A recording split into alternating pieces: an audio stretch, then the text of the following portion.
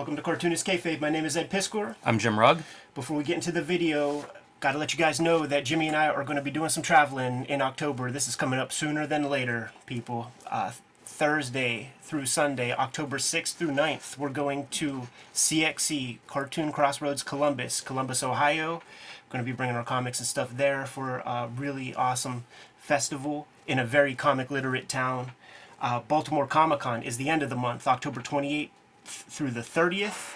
That's the birthplace of Cartoonist Kayfabe, boys and girls, man. So very special, near and dear to our hearts. In the middle there, October 22nd, Jimmy's going to be going to Jacksonville Public Library for a zine fest, and he's the man of the hour there. So make sure you stop by if you're in town and go meet the man himself. October is getting close, man. So here's the official Cartoonist Kayfabe-tober drawing prompts for your Inktober month of October, man. A bunch of good stuff that I can't wait to see drawn by the very deft hands of the Cartoonist Kayfabe audience. And the comic and the videos that we make are brought to you by the comic books that we make. And this is what we have on the docket right now, man. Trigger Warnings is going to be coming into stores within the next couple of weeks. Here it is in all of its glory. So much extra material for you to latch onto if you got the issues. Jimmy has Hulk Grand Design on the stands right now. Monster and Madness, 2 issues of that, but it's going to be collected in one of those handsome treasury editions at the end of the year. And back in print is Street Angel, Deadliest Girl Alive, collecting all of Jimmy's Image Comics versions of Street Angel. And without further ado, Jimmy, can we talk about the most 90s Spider-Man comic that ever existed? Erik Larsen, 6-issue Revenge of the Sinister Six, from Spider-Man number 18 through 23.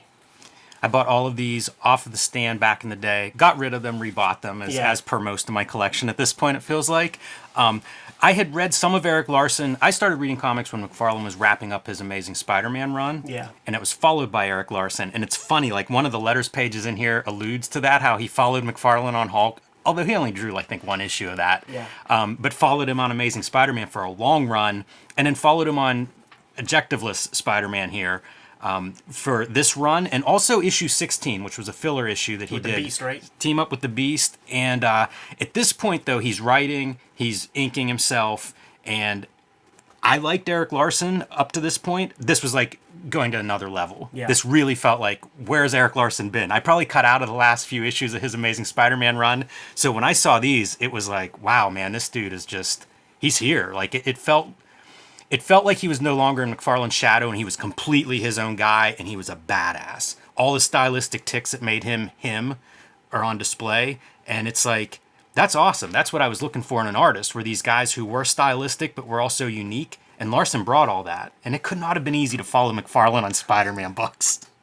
He's following the template, though, where in those 1990s, you could hotshot your comics. Somehow, like, I don't know, Tom DeFalco, Danny Fingeroth, whoever the editor is, they were letting these guys hotshot these books with all kinds of weird, incongruent team-ups, cameos, and stuff like that. Man, McFarlane would be bringing in Ghost Rider and Wolverine for these Spider-Man stories. So we got a healthy sampling of that. Not to mention Solo. He shows up a time or two. The guys who don't land, I think, are Solo in this and Shotgun in the John Romita Jr. Punisher and Daredevils. Yes. I was so on board for those, I guess, knockoff Punishers. Right. And they did not click.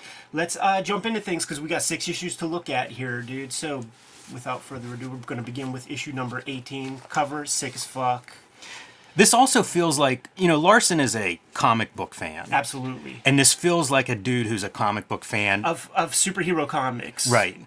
And you can imagine him channeling and loving Ditko and the whole history of Spider-Man, all the great stories. It feels like this is his chance to really get in there and have fun with it. Right. And I think these dudes were critical of Michelini, the writer on Amazing Spider-Man, and they were eager to go out and kind of do these fun books. And I was critical of Spider-Man. Like I always say, he's this whiner and he's got a supermodel wife. What's he complaining about all the time? Right. I felt like these artists channeled that. Like, it's pretty fun. Although I will say, as we get going, some of the Larson Peter Parker stuff, I was like, all right, tone it down.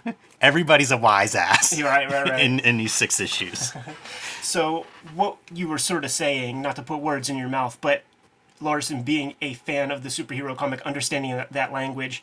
I think it begins right here on page 1 where, if we want to get bougie, I believe the term is in medias res, begin the story in the middle, and you have an action-packed sequence. This ain't some bullshit. There are some comics that we're going to be recording this week, where not only do they start at the beginning, but they literally start at the beginning of time, the creation of Earth. So true.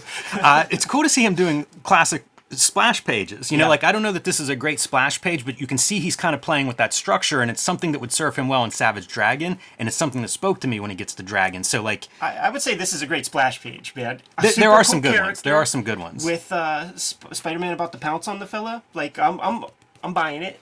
Interesting use of a mechanical font here by Rick Parker, one of my favorite letterers. But you see him pulling out, that must be a paste up of the Sinister Six. Yeah. I wouldn't be surprised if there's some college student there in a bullpen who's in charge of that part.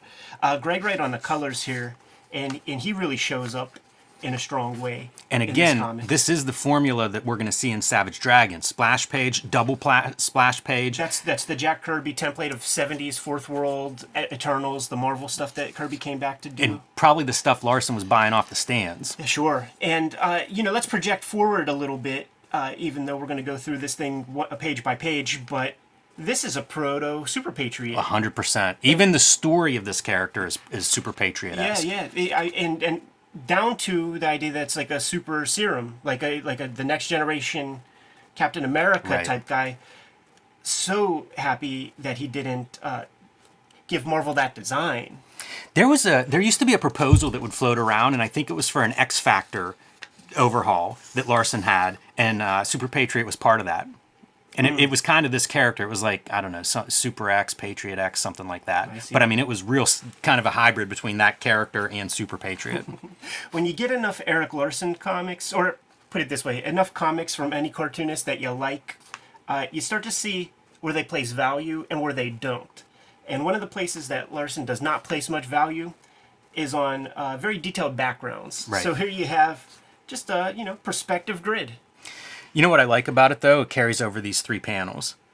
There's a term for that, and I don't know it, but it's where your panels go kind of across, like a background goes across several panels, and that's what you have there. Yeah. But it's great visuals, there's so much excitement there of both Spider-Man breaking the panel and Ghost Rider. You get these big characters. Yeah, and that's he's good for that stuff. These big bombastic images. But I absolutely, even as a kid reading this stuff, man, I made note that where are they supposed to be? Yeah, they are high-tech labs and things throughout here. I think this is a mall or something. This is some public space where they're at in this sequence. It's the same mall from Youngblood #1. A bunch of speed lines and a bunch of grid marks. And his cityscapes, right? This is the stuff where, as a kid, when you're really starting to get into making your own comics and you see these kind of backgrounds, that is so manageable. You could potentially do that. You know what I'm saying? And to see that is fantastic. Also, thinking about these image guys and the anchor pages, the idea of money shots on every page. I was thinking about it this past week. One of the reasons why I gravitated toward those comics when I was looking on the racks was this was an era where I definitely wanted to grow up to draw comics, and I was looking on the shelves for full bodies of figures to copy. And the more the merrier. And in a Buscema comic or the Marvel House style comics, you wouldn't always get that. They placed a lot of value on the storytelling. But it's those image cats who had that cool figure on every page. X-Men 1, Jim Lee makes sure to give you a cool Colossus, a cool Psylocke, and I was eating that stuff up. Yeah, there's a real sense of the visual in this stuff, and certainly the emphasis on visual is on the characters. Yeah. And it's fun to see. We're basically going to see the new Fantastic Four reunite here. In a way, right? Yeah, I think the whole cast shows up. Maybe not Wolverine. I guess we don't get Wolverine in that. But Ghost Rider, it's perfect if you're going to have guest stars. You want to bring in the hot characters. Usually it's Spider-Man who's showing up in issue 3 or 4 of the new series. Yeah. But in this case, it's who are the hot characters? Exactly. Yeah, totally, man. And then there's the low tier guys that you want to pump up, like Deathlock. Great pose here, man, with the lighting on the costume. He does a lot of really cool stuff with lighting throughout this run. Yeah. And especially on Spider-Man, whether it's double lighting or putting that face half in shadows, there's a lot of cool attention to that. Who knew? Sandman was a good guy for a hot minute. And of course, he's going to show up to a residence of somebody who's very important to him. But see, there's no wasted movement in a Erik Larsen comic. It's very true. You set up an establishing shot, you create a conflict, and wash, rinse, repeat. Because we got Sinister Six villains to deal with, plus Spider-Man and all of his foibles. It's a giant cast, and rereading these things, one thing that stood out is the amount of words per page. It's treated like everybody's first comic, right? Like, we're going to get recaps and origins of every character all the time. Yeah, it gets pretty ridiculous after a while, man. Gotta give Doc Ock some adamantium octopus tentacles. It's a clever gimmick for Dr. Octopus, because it really does elevate him to, like, heavyweight status. Right. Yeah, and he needs all the help he can get with that haircut. Looking like Dumb and Dumber. It's so true. Also, like, he's the main guy getting the Sinister Six back together.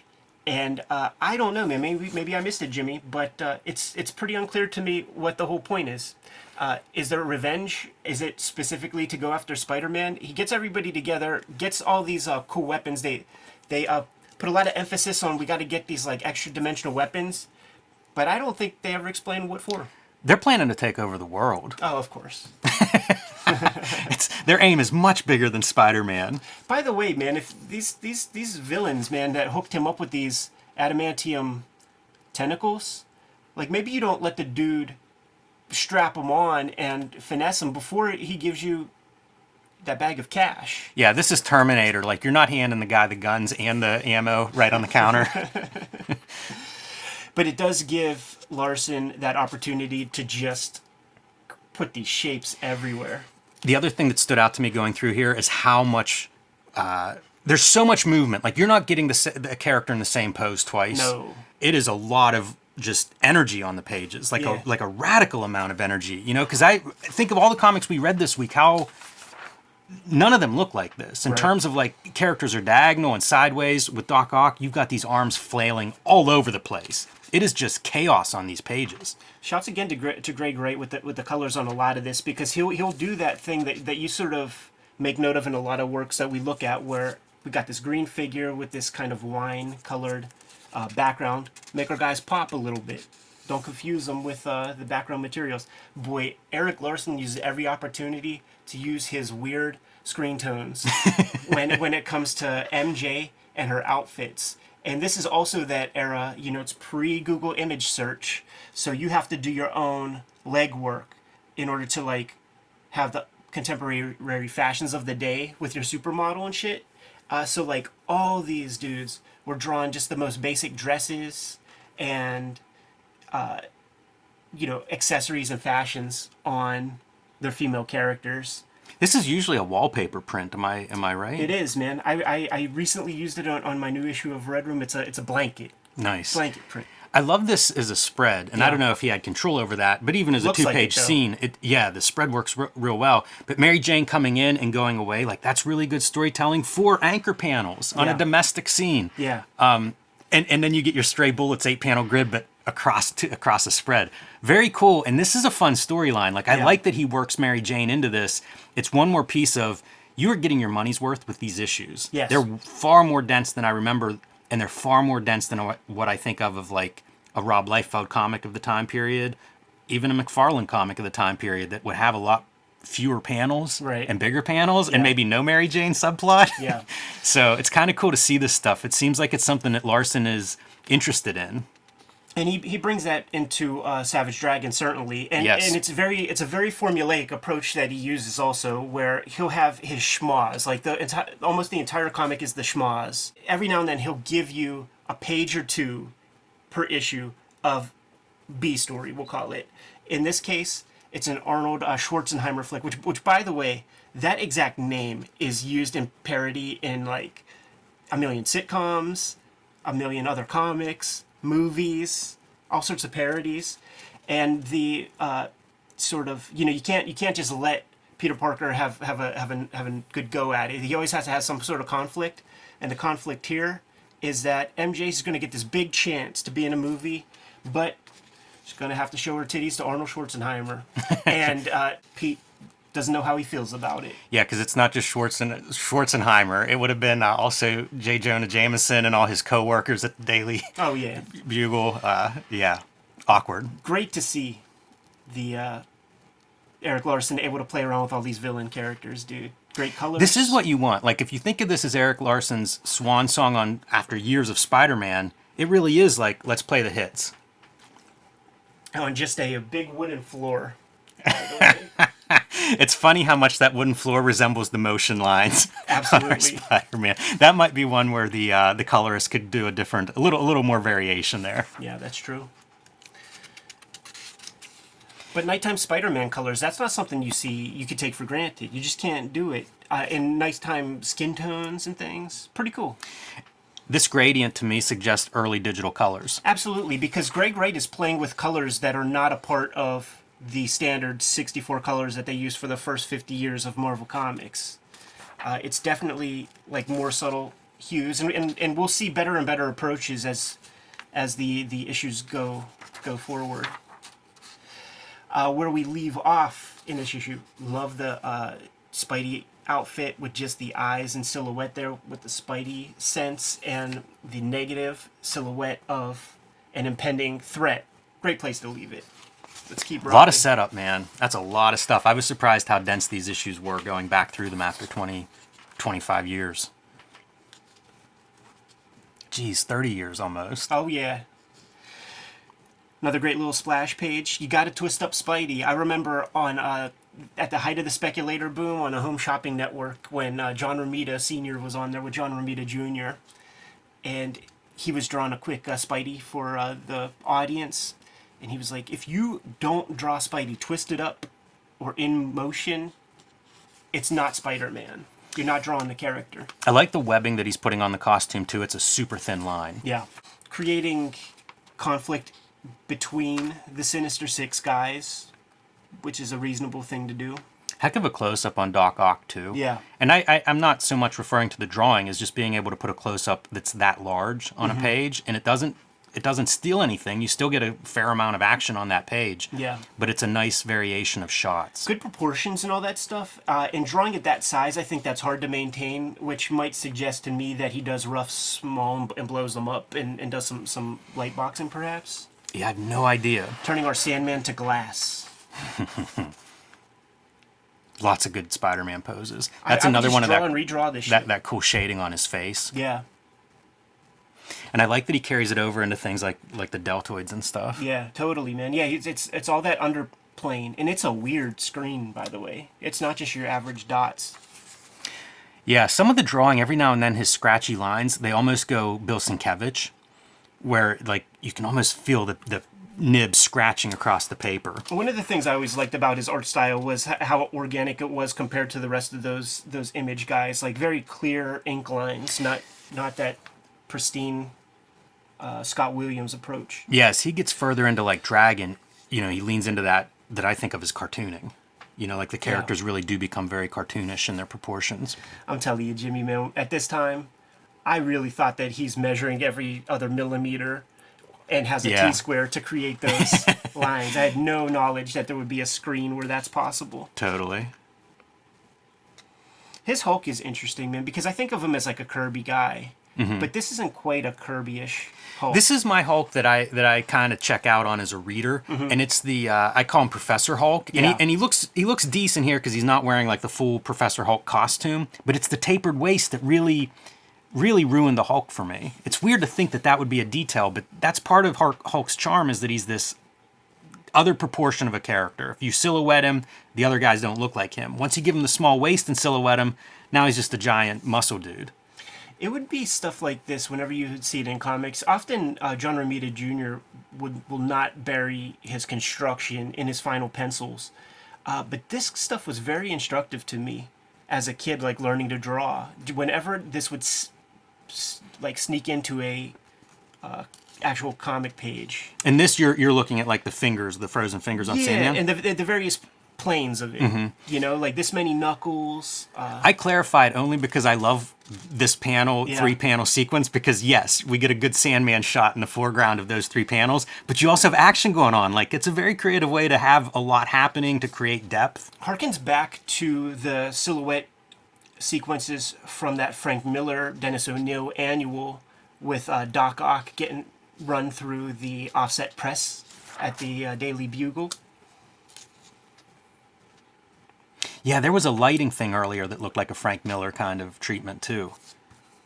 It's so funny. I remember, like, when I would copy Erik Larsen stuff, I would be so precise with these little Yes. marks.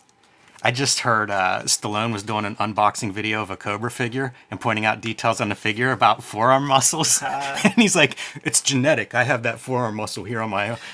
He And I does feel like too, that's man. him. I know exactly which one he's talking about. You see that thing pop the fuck out. Was Larson the guy that created the first, like, broken glass, like, eye? I don't know rips? the answer to that. 'Cause that The looks broken eye thing, like the broken glass eye thing, I don't remember it until rereading this. Yeah. So I don't know who starts I that. think that's so sharp looking. It's weird, though. What does that imply that costume is made out of? I'll tell you, man, if you have that those old latex masks and you have them for 10, 20 years in mom's basement and only pull them out for Halloween, there's some dry rot that starts to happen with that shit. Love kayfabe back muscles. It really makes me feel good about kayfabe and back muscles myself. Those look pretty good. 3 shoulder blades, though. That's true. A couple extra. It is the Hulk. Yeah, but it's not forearms. Oh, man. And getting distracted here, Dr. Octopus just destroys the Hulk in this first matchup. And these are like pretty dopey looking arms against our guy. They are. Yeah, they are. The big thing is getting Hulk off his feet. It reminds me of sometimes like Blob seems like he was Yeah. around a lot in the early 90s, and that's how you would beat the Blob. Right. Like once you got him off the ground, it seemed like he lost all of his powers of being the immovable object or whatever he had going for him. And I feel like that's what Doc Ock does there with Hulk. This is weird because like it feels like, oh, we're at the end of the issue because there's a Right. letters column. Yeah. And we're at the end of the Erik Larsen piece, but there's for 2 issues there's a Scott McDaniel story that carries on. But maybe it's like a little bit of catch up to keep Erik Larsen on that monthly schedule. No. What is it? Is it This is when his they talk house about- burnt down. Oh, Jesus Christ. Yeah, so there's going to be 2 of these issues where like he's still producing the issues, but they're like a half size for him, and it's because of that Oakland fire. Let me just knock wood real quick, man. That's I mean, scary. it is, and I didn't realize this was the timing of that either, because that's one of those legendary moments. Like if you follow Larson back then, and he would talk about all the comics he created as a kid, and then he lost them in this fire. This is when that fire happens. Okay, man. So obviously, like, so I don't know that I was 100% wrong then, because we're giving the guy a chance to keep that monthly schedule. Right. It's just the added complication of the goddamn It's house burning I think down. it's a shrewd move on Marvel's as a publisher's part, because you're selling books. Like this Yeah. is the height of the speculator boom. These books are selling in big numbers. You're getting a nice royalty. You don't want to plug in an inventory story. No. If you can avoid it, and this is a pretty creative way to avoid it. And it says a lot about Larson as being a maker of comics. Like, you had this like tremendous hardship in your life, and you're still able to like figure out how to make those pages. Yeah, it's kind of incredible. I feel like that could just... I can't imagine that. I get a kitchen remodel and it's like I'm on the shelf for 8 weeks. Burning down a house, like, I mean, that's everything, Yeah, I remember insurance putting us up at a different place because the sort of the bathroom exploded. Like, there was a whole issue at the house, and it put us up in a hotel. But I would still come up every day and work on comics and just, I don't know, pee in the sink or something like that. Nova. Nova was always a character Larson would talk about. Yeah, I think in our Wizard episodes it was talking about he like maybe he's going to do a mini series. I think he ended up doing one, and maybe like Chris Marinin drew it or something. He did the writing on that. I think so, and it might have been a couple of years later, like after some of the heat with Image cooled off a little bit. I can't remember the exact timing, but I know he always talked about wanting to do a Nova run. This shit worked on me too, by the way, man. Whenever like these kind of characters would get sprinkled in, there's the Maximum Carnage shit where it would be like Cloak and Dagger and Iron Fist would show up, Then I started drawing Iron Fist for a couple of months. I never drew Deathlock in my entire life. Hard to draw. Looks cool though. Yeah. When that miniseries came out, I got it at this like little used bookstore, and the tragedy of the character, Jimmy, I believed, man. I was real sad for him. Look at the reflection in the floor. Larson may not be doing laying out a grid for his background, but man, that's pretty nice detail of the reflection on the ground. Yeah. That looks sharp though, doesn't it? It does. It's pretty cool. It's a good approach. He does some cool stuff with the Spider-Man costume this run. Here comes Jimmy's favorite character. Here we go. I always thought that Solo like first shows up here, but it seems like he's established. I think he appeared in Amazing Spider-Man. Yeah. I don't know that he's very established, but I think it's not a first appearance. They really tried to sell the kids on this guy, man, because I know he gets his own series at a certain point. Now we're taking things to the 1990s, man, and we're going to need a bigger boat. Or in this case, we're going to need a lot more webs. And it's an excuse to put guns on Spidey. Yeah, I feel like Rob Liefeld would approve. And once again, using those crazy screen tones. I've never seen that screen. Yeah, I have that one for sure. But look at the dress, dude. Totally basic. Like, I think this is what a dress looks like. Kind of dress. No Google image search on dresses. No. And I bet you Erik Larsen had that lamp. Like, that's just too specific a lamp design. Yeah, I wonder if he was running a morgue file. You know, he would have been of the era when you were supposed to have a good morgue file. Well, that's true. But there is a lot of kayfabe happening with everything that's not people. And I mean, at this point, he would have lost the morgue file, right? So hard to draw. Yeah, for sure. So hard to draw walking, period. You know, it's hard not to make it look like Archie and Friends. Mm-hmm. Because it feels weird to draw one leg smaller than the other. It does. Hey, look at how flat his head is. It's such a flat top. Oh, yeah. He really does capture an innocence in his face, though. Gives him the Spider-Man, like the bulky bod, but that's... Yeah, it keeps him young. Not a lot of lines on that face. Yeah. So here we have Spidey with his ultra webs. Yeah, souped up Spider-Man. This is like the Super Soaker. Yeah. Wasn't there like the deluxe Super Soaker that had a backpack? I think so, yeah. And who's there to greet him? Solo. And Solo is like a patriot act, like post 9/11 vigilante. He's like, fuck terrorism. Yeah, he's pretty hardcore. I was gonna say he's probably like can't exist in a book outside of the 90s, because he also has that feeling. Greg Wright setting the mood, man. We have the nighttime Spider-Man colors established. It works really well. It does. It looks great. This is a great sequence too, where Larson just wants to draw Carnage, not the villain, but Carnography. So it's his chance to have a couple of pages of mowing down. Like, this is what every kid wants in a Spidey comic. Like, fuck Mysterio, kill that guy already. And you get your couple of panels of that. But, of course, it was but a dream. Or in this case, it was but a Mysterio illusion.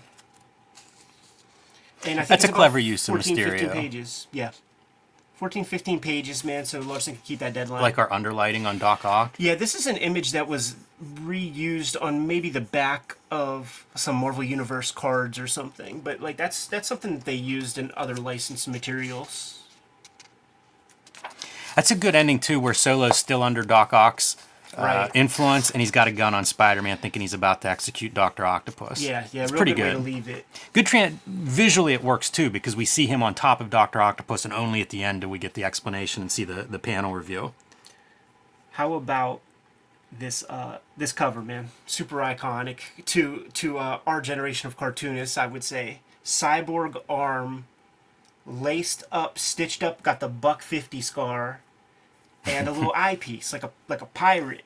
This is iconic to me, that cover. Yeah, absolutely, man. Deathlock, back-to-back B-boy poses like Run DMC.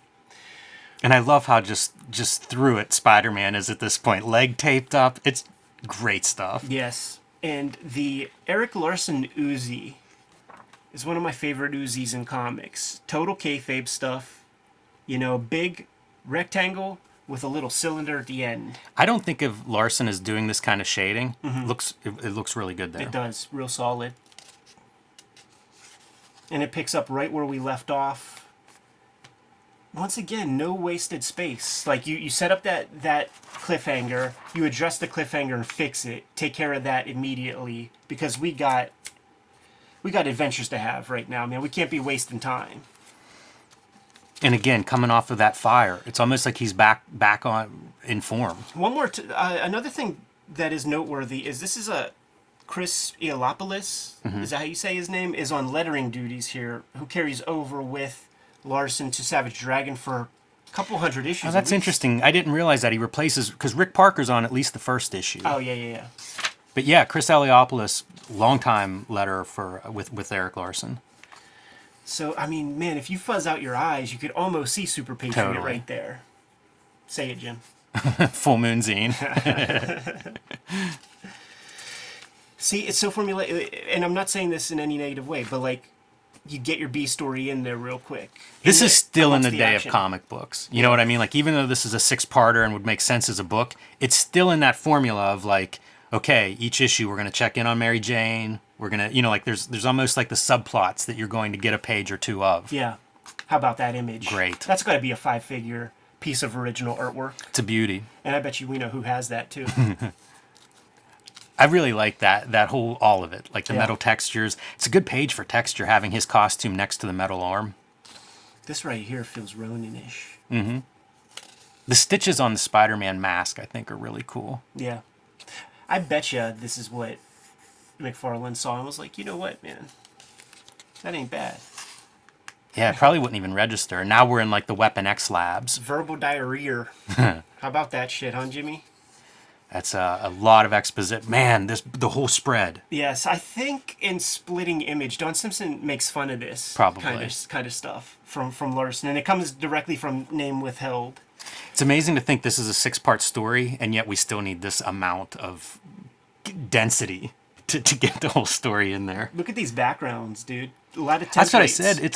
It's the Weapon X backgrounds. Yeah, and it'll be very clear, like when Greg Wright does some multi-color stuff with these backgrounds.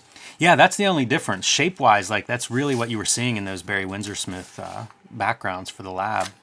And that's Super Patriot. Yeah, absolutely, man. And they, amongst all of this dialogue from Richard Nixon, we get the idea that this is like a super soldier, you know, Captain America for the 90s kind of Yeah, 100%. design. Dum Dum Dugan showing up. Everybody's favorite Howling Commando. Yes. Because he's the only one that doesn't look like everybody else. The only one I can name. Exactly. Another good Spider-Man pose. Keeping that Frankenstein-like stitching everywhere. When you get to these pages and you see all those words, man, you're just like, there's no way to It's tough. trim that down just a touch. You It's know? amazing these tough guys are so full. It's the alternative of like the action movie tough guy, right? Like you need a supporting character to do all the exposition because it shouldn't be Deathlock. And it's Deathlock telling us that he's a pacifist, but has the biggest guns. Look at our pacifist. And he's like, yeah, well, that's the struggle. I'm a pacifist, but look at what I'm doing. Hey man, he loves peace. Laying out all the slowly assembling this team. Yeah, there was a lot of Ronin in that shoulder pad. Mm-hmm. And a lot of ads in this comic book. It was good times. There was a lot of energy spent from Dr. Octopus telling the fellas that they need to go. They can't just like settle for terrestrial warfare type weaponry. They have to go to another dimension to get some guns. They did, and we haven't made a big deal about it, but they do like body counts in various places, and the body counts in this storyline. Well, there you go, 143,000 deaths Plus. in this other dimension, but they're also local. Like where that first Super Patriot soldier goes off. Yeah. I forget how many people he kills, but it's like 43 people or something. Yeah. It's a big body count in this storyline. And there is not a lot of tears shed for the 143,000 plus dead. That's a staggering number. Like, how do you say that in a doesn't that seem like something the editor should be like, we got to dial that down? Like wars don't have that many dead people. Hey man, you don't know how many people exist on this planet in this extra dimension. That could be 1%. Also, what does that do for like all the Sinister Six guys? Like you have just made them big time mass murderers. Like Totally. like the top 6 mass murders in Earth history. Right. Yeah, they're just you got to try out the weapons. I guess. Everything about these comics is overblown, so you gotta have that overblown death toll, man. It's funny because that's something I didn't remember either. Was like the 150,000 body count. I mean, it's one caption, you know, like it's I easy to guess. look over. It really is.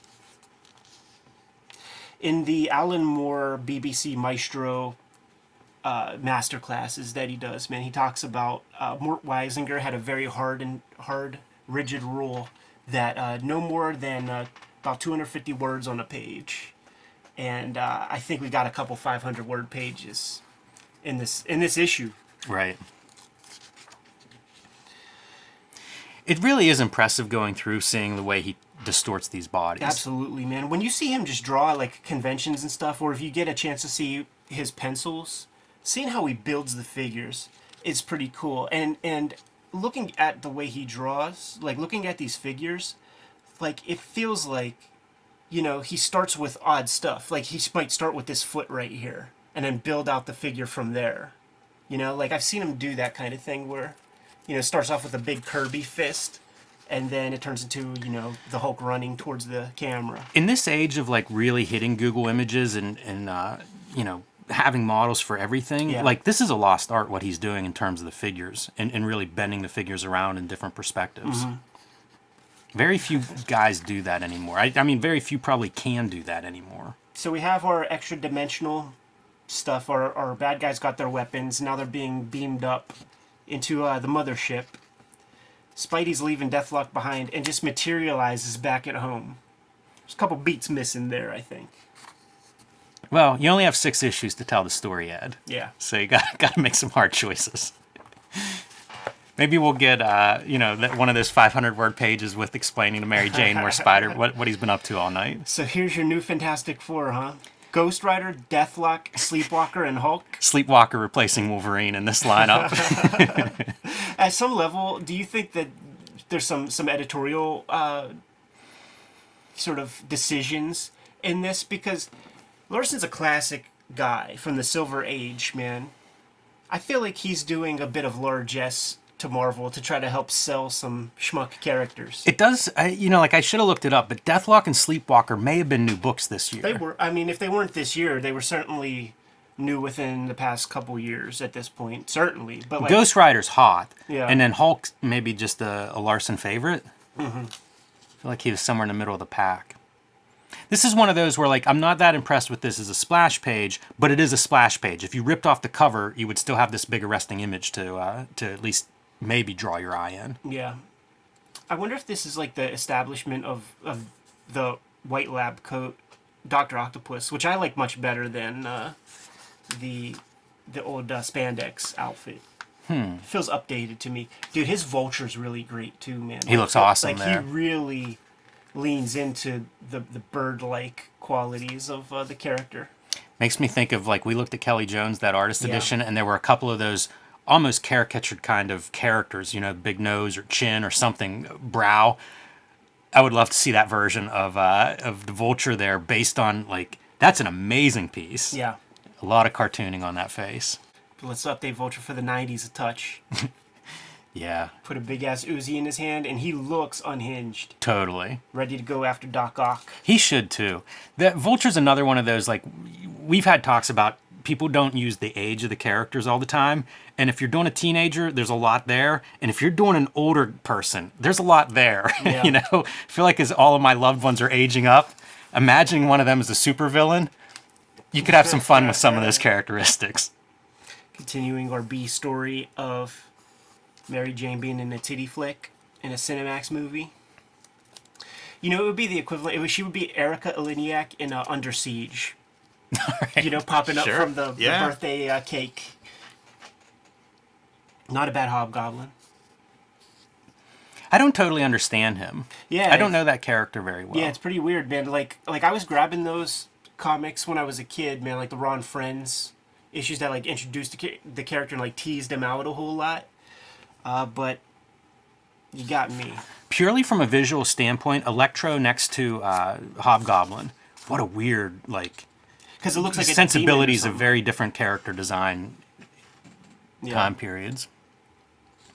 I like that Parker's shaving, and he's using like his bionic arm as part of the washing off his face. Yeah, it turns out that bionic arm, it's a cast. Right. For those playing at home. He's just updating everybody, man. Yeah. Giving everybody big ass guns. And poor Sandman. This reminded me of do you remember the Marvel Age of Elektra Lives Again, Yeah. where Lynn Varley was coloring with that 64 color palette? Yeah. Reminded me a lot of that. Sure. And that is some mucky. Is this the Lazarus Pits? Like, I guess Solo paints on his green outfit. So when he takes a bath, he's got to paint it on over again. It's like those cosplay chicks. That's man, hilarious. Body painting. A lot of 9-panel grids in this issue. Little Ditko-ish. Hey man, when you're telling this scale of an epic, you need it. Look at Dum Dum Dugan. It looks like he's lumbering, dude. Like, if it was Jurassic Park and you had a little cup of water, every step is rippling your juice. Dum Dum Dugan in spandex like that, I would read a one-shot of him. Smuggling plums. Got that man camel toe. It is not a flattering costume for a World War II vet. You gotta have these shots, dude. Certainly another 5-figure piece of original art, right? Yeah, this is cool. So Sinister Six is planned to take over the world. There's a Manhattan Hydra lab that they're going to invade that controls satellites that I guess they can wreck the world with. The Soul Satellite. Sleepwalker. What a Marvel's answer to Sandman. Yeah. Sandman done right, they called it. What a B-lister. And his villains didn't help much more either, dude. Like, I got an issue or two, and like one of the villains just has an 8-ball billiard ball on his head. Like, that's the whole deal.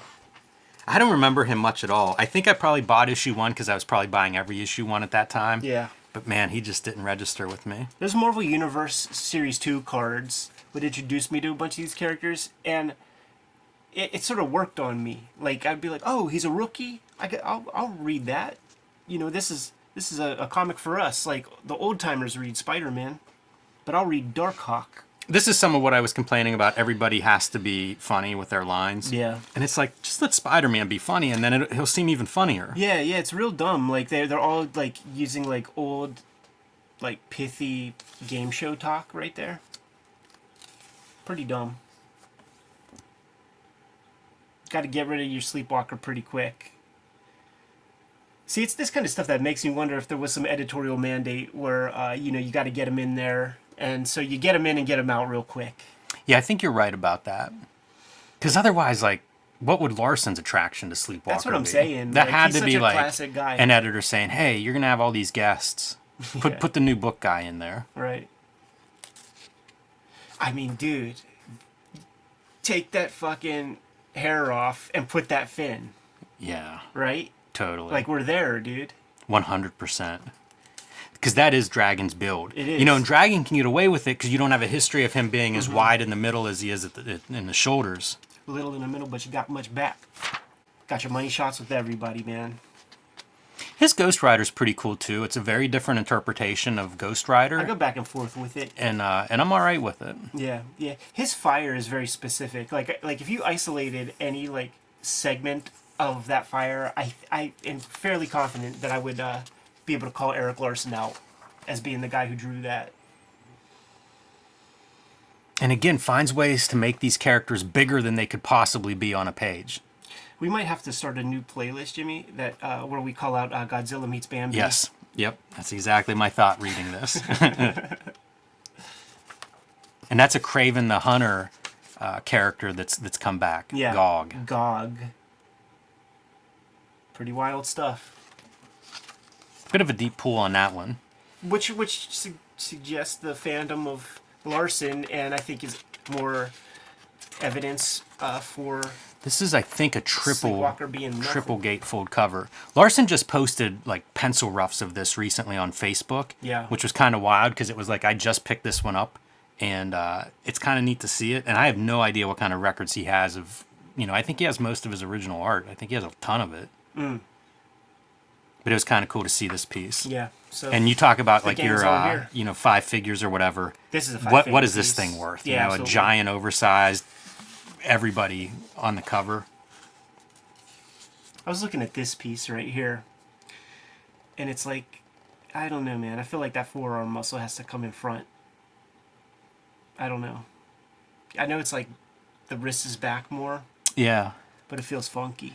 Yeah, I would add, I think this knee's pretty good for a little bit of like an underlight and giving some dimensionality to a knee. It feels like you've got bones like meeting each other there in the middle. Yeah. It's pretty solid. And again, I love the shadow stuff that he's doing on Spider-Man. Yeah, it's crazy. Like, is it? I mean, that's a screen, but it's just the weirdest screens.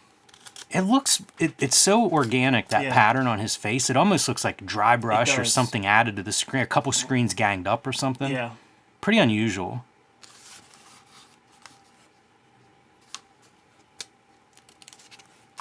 See, this is your Weapon X Lab, kind of. Yeah, color. and different people watching this at home deciding whether or not to come out and join the battle. Yes. This whole time he's been trying to get the Avengers of the Fantastic Four to get on the case, and they're Right. off on their own, having their own adventures. And now Mary Jane goes to meet with the producers. Yeah, she's trying to see if she could get the part but not show the jugs. And we'll see how that turns out. It's a pretty awkward storyline, and the storyline that he had with them in the issue 16 was them talking about having a kid and sort of like the risks involved, because like, what's he, is he a mutant? Like, Yeah. it could be dangerous for her health. Kind of neat storylines. Yeah. Yeah, there's actually some pretty good characterization for Peter Parker in these pages. Like when MJ kind of cuts him down a little bit, the way that he sells the pain with kind of high school PTSD, I feel like that rings true. I love seeing this stuff. This is wild to me because you think like if we were all going to go start our own books in our own publishing company, how long of lead time would that be now, Ed? A year or something like that? Dragon is in here while he's working at Marvel, and we know that Marvel like kicks everybody to the curb or those guys leave or whatever, and like it's already scheduled for the printing press. Absolutely, man. And it's in all their stuff. Like there's Youngblood ads in X-Force. There's Wildcats ads in X-Men, and it's those late issues that you're starting to see a lot more Art T-Bear on the page than Jim Lee. Burning that candle at both ends, man. And this whole thing, it just feels like if you're going to sell your original art, this is what you want to put on the pages. This is Erik Larsen getting his shit in there as they Getting a new house payment together. Pro wrestling parlance. Dude's got a house to replace, man. Let's sell some pages. Yeah, man. It is fun though.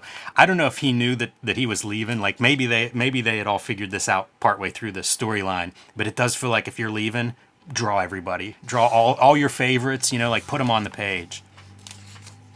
Because it does feel like this is like an apex of Larson at Marvel. Yeah, and it's all his stuff, like Hulk versus Thing. Come on now. He's probably itching to draw that for years. Yeah, I see this face and stuff, the way he builds these characters, his organic line. Like, I see a lot of Walt Simonson. Yeah, Simonson, huge. Definitely.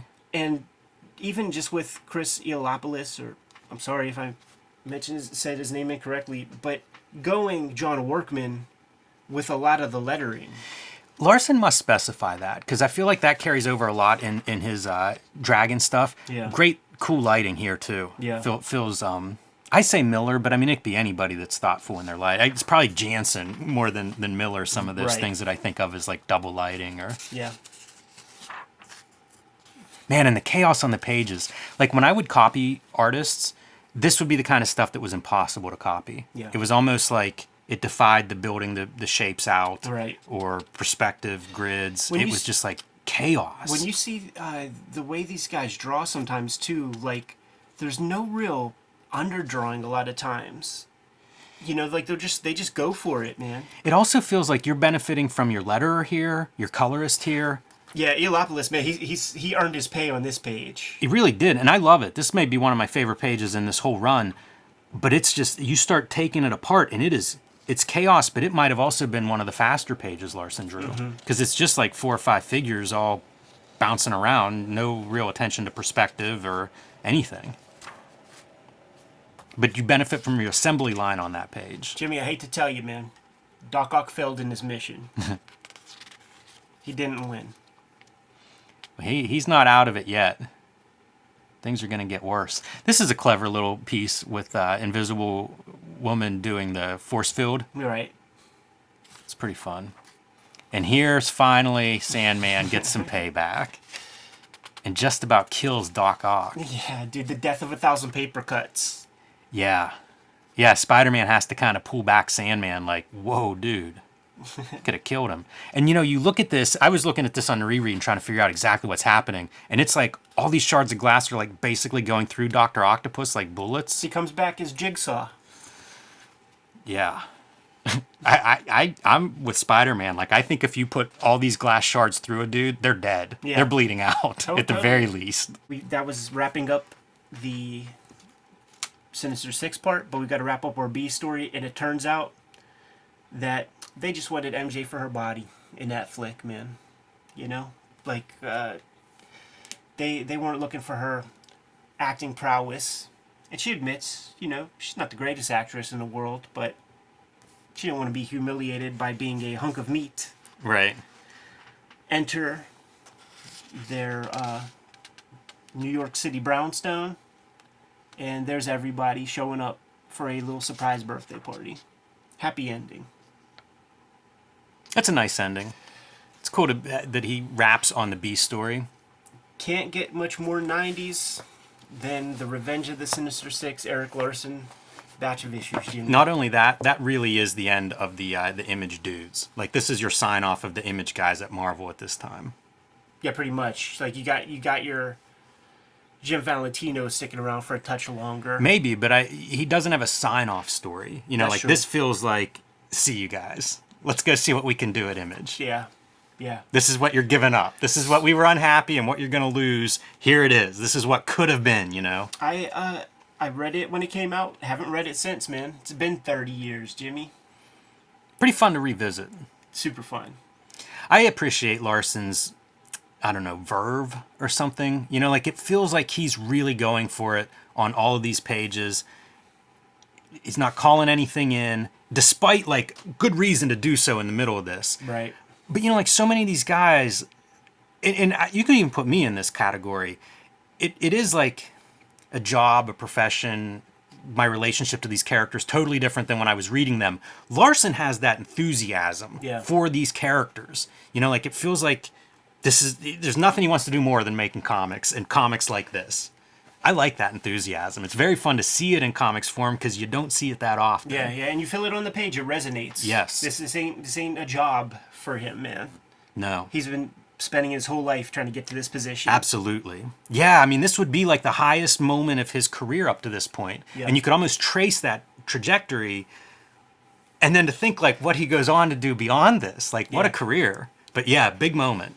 Fun to look at, fun to revisit. Definitely. Jazzes me up to get back to the drawing board, Jimmy. You good to go? Yes. Kayfabers, like, follow, subscribe to the YouTube channel. Hit the bell. We'll notify you when new vids are available. It's out there, Jimmy. Hulk Grand Design, the oversized Treasury collection will be in stores in December. You need to pre-order that now. That is celebrating 60 years of the Incredible Hulk, condensing that down into a giant oversized Treasury edition with a fluorescent green cover that you are going to want to have under your Christmas tree and those you love.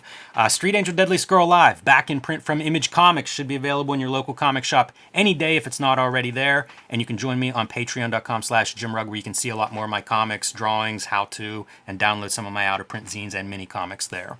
Here it is, man. Red Room Trigger Warnings, the trade paperback coming to stores in a few weeks. As of this recording, Murder on the Dark Web for Fun and Profit is the name of the game. In Red Room, there's about 60, 70 pages of extra material in this trade paperback. You might need to order this comic online because it's banned in some comic shops and banned in a lot of countries. So hit up my link tree in the description below this video. I made it very easy for you to scoop this comic up. I'm serializing new Red Room comics on my Patreon, patreon.com/edpiscor. $3 for the archive over there, and I have serialized comics that haven't hit paper yet. It's the next round of Red Room comics that won't hit paper till 2023, and you could get it all for $3. What else do you have out there, Jimmy? Subscribe to the Cartoonist Kayfabe e-newsletter at the links below this video. You can also find Cartoonist Kayfabe t-shirts and merchandise and fanny packs at the links below this video. Another great way to support the Cartoonist Kayfabe channel. Given those marching orders, Jimmy, we'll be on our way. Read more comics.